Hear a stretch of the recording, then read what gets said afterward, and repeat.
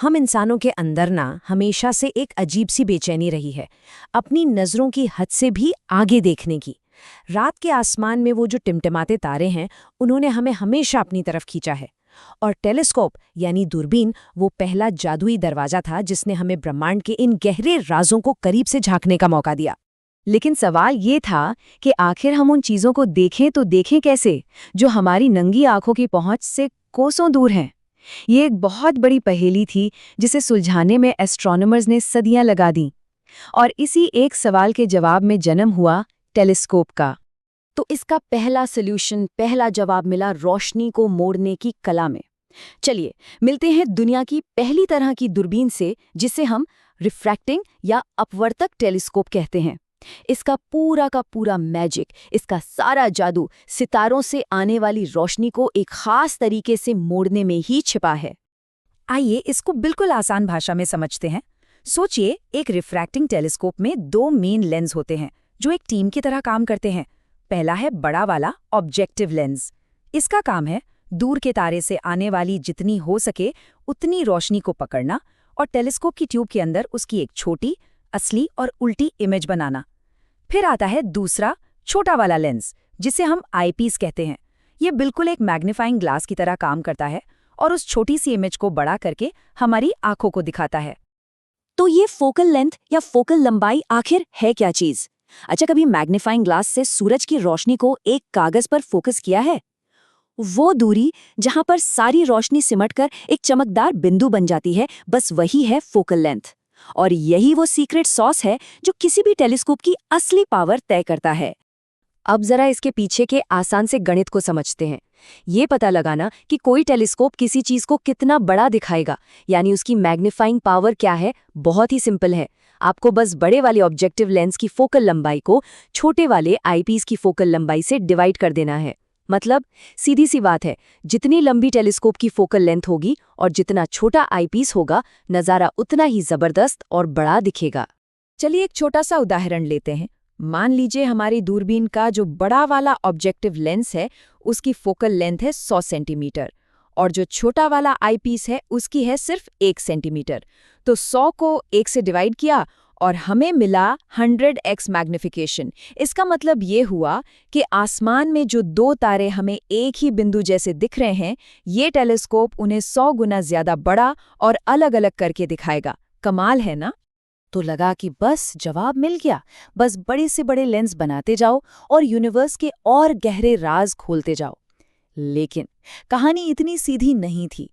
जैसे ही इंजीनियर्स ने और बड़े और विशाल लेंस बनाने की कोशिश शुरू की, वो एक बिल्कुल नई तरह के मुश्किलों के जाल में फंसते चले गए। तो सवाल ये है कि बड़े लेंस आखिर बेहतर होते क्यों हैं? देखिए, इसके दो कारण हैं। पहला, सोचिए एक बड़ी बाल्टी बारिश में एक छोटी बाल्टी से कहीं ज्यादा पानी इकट्ठा करती है ना? ठीक वैसे ही एक बड़ा लेंस धुंधले दूर के सितारों से आने वाली ज्यादा रोशनी इकट्ठा करता है। इसे कहते हैं लाइट गैदरिंग पावर। और दूसरी चीज है रिजॉल्विंग पावर। ये एक अच्छे कैमरे की तरह है जो दूर की दो छोटी छोटी चीजों को भी अलग अलग दिखा सकता है, ना कि एक धब्बे की तरह। और बस यहीं से इंजीनियर्स के लिए एक बुरा सपना शुरू हुआ। देखिए, बड़े लेंस के साथ 3 बहुत बड़ी दिक्कतें थीं। पहली, वजन।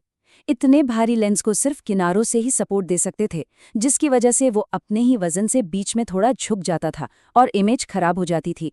दूसरी, क्रोमैटिक एब्रेशन। जैसे प्रिज्म रोशनी को 7 रंगों में बिखेर देता है, ये बड़े लेंस भी वही करते थे। नतीजा, सितारों के चारों ओर एक रंगीन धुंधलापन दिखने लगता था। और तीसरी और सबसे बड़ी दिक्कत, इन्हें बनाना। इतने बड़े और बिल्कुल परफेक्ट कांच के टुकड़े बनाना लगभग नामुमकिन और बेतहाशा महंगा था। जैसा कि हमारे सोर्स में भी कहा गया है, ऐसे बड़े आकार के लेंस बनाना जो किसी भी तरह के क्रोमैटिक एबरेशन और डिस्टॉर्शन से मुक्त इमेज बना सकें, बेहद मुश्किल और महंगा काम है। ये एक लाइन उस समय की इंजीनियरिंग की सबसे बड़ी चुनौती को साफ साफ बयां कर देती है। लेंस वाली टेक्नोलॉजी अब अपनी आखिरी हद तक पहुंच चुकी थी। अमेरिका की यर्कीज ऑब्जर्वेटरी में लगा 1 मीटर से भी ज्यादा बड़ा लेंस, ये इसका सबसे शानदार, सबसे बेहतरीन उदाहरण था। लेकिन यही इसकी सीमा भी थी। इससे बड़ा लेंस बनाना अब मुमकिन नहीं था।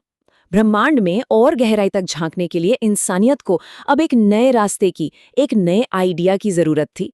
और वो नया रास्ता था एक क्रांति, जिसे हम कह सकते हैं मिरर रेवोल्यूशन। आइडिया बहुत ही सरल और शानदार था। रोशनी को एक लेंस से मोड़ने के बजाय क्यों ना उसे एक बड़े घुमावदार शीशे यानी दर्पण से रिफ्लेक्ट किया जाए। और ये डिजाइन वाकई कमाल का था। इसने लेंस की सारी मुश्किलें एक झटके में हल कर दी। जैसा कि हम देख सकते हैं, इसमें वो रंगीन धुंधलापन यानी क्रोमैटिक एबरेशन होता ही नहीं, क्योंकि मिरर सभी रंगों की रोशनी को एक जैसा रिफ्लेक्ट करता है। इसे पीछे से पूरा सपोर्ट दिया जा सकता है, तो इसके झुकने का कोई सवाल ही नहीं उठता। और हाँ, ये वजन में भी लेंस से बहुत हल्के होते हैं।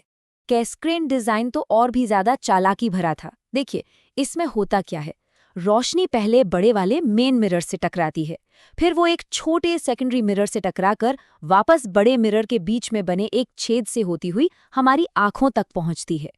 इस मुड़े हुए रास्ते का सबसे बड़ा फायदा ये है कि हम एक छोटी कॉम्पैक्ट सी दूरबीन में भी बहुत लंबी फोकल लेंथ हासिल कर लेते हैं, जो उसे बेहद शक्तिशाली बनाती है। तो कुल मिलाकर मिरर वाले टेलीस्कोप यानी रिफ्लेक्टर्स इंजीनियर्स की पहली पसंद बन गए। क्यों? जैसा कि स्लाइड दिखाती है, पहला, उन्हें पीछे से पूरा मैकेनिकल सपोर्ट मिल सकता था। दूसरा, उनकी ऑप्टिकल प्योरिटी कमाल की थी, यानी कोई रंगीन धुंधलापन नहीं। और तीसरा, कॉस्ट और कंस्ट्रक्शन दोनों ही लिहाज से ये सस्ते थे, क्योंकि आपको सिर्फ एक सतह को परफेक्ट बनाना था, दो को नहीं। और इस एक टेक्नोलॉजिकल शिफ्ट का नतीजा क्या हुआ? इसने एस्ट्रोनॉमी यानी खगोल विज्ञान को हमेशा के लिए बदल कर रख दिया। इसने हमें ब्रह्मांड को देखने की एक ऐसी ताकत दी जिसकी पहले सिर्फ कल्पना ही की जा सकती थी। और ये स्लाइड दिखाती है कि ये छलांग आखिर कितनी बड़ी थी। जरा सोचिए, एक तरफ यर्कीज का 1 मीटर का लेंस और उसके सामने देखिए पैलोमोर का 5 मीटर का विशाल मिरर, और फिर हवाई में मौजूद केक ऑब्जर्वेटरी का 10 मीटर का अविश्वसनीय मिरर। मिरर्स में हमें ऐसे दैत्याकार टेलीस्कोप्स बनाने की ताकत दी जिन्होंने खगोल विज्ञान में एक नई क्रांति ला दी। तो चलिए, इस टेबल में दोनों का सार एक बार फिर से देख लेते हैं। एक तरफ है रिफ्रैक्टर्स, जो लेंस इस्तेमाल करते हैं, जिनमें रंगीन धुंधलेपन, ज़्यादा वजन और साइज की अपनी सीमाएं हैं। और दूसरी तरफ है रिफ्लेक्टर्स, जो मिरर इस्तेमाल करते हैं। इनमें कोई कलर डिस्टॉर्शन नहीं, ये हल्के हैं और इन्हें बहुत बहुत बड़े आकार में बनाया जा सकता है। तो इसमें कोई हैरानी नहीं कि आज के मॉडर्न एस्ट्रोनॉमी की रीढ़ की हड्डी यही रिफ्लेक्टिंग टेलीस्कोप है। तो हमने लेंस की सीमाओं को तोड़ दिया है। हमने ऐसे विशालकाय मिरर बना लिए हैं जो समय और स्पेस में पहले से कहीं ज्यादा गहराई तक देख सकते हैं। तो अब सवाल ये उठता है कि जब हमारी नजरें ब्रह्मांड के किनारों को छू रही हैं, तो खोजने के लिए आखिर और कौन से रहस्य बाकी रह गए हैं।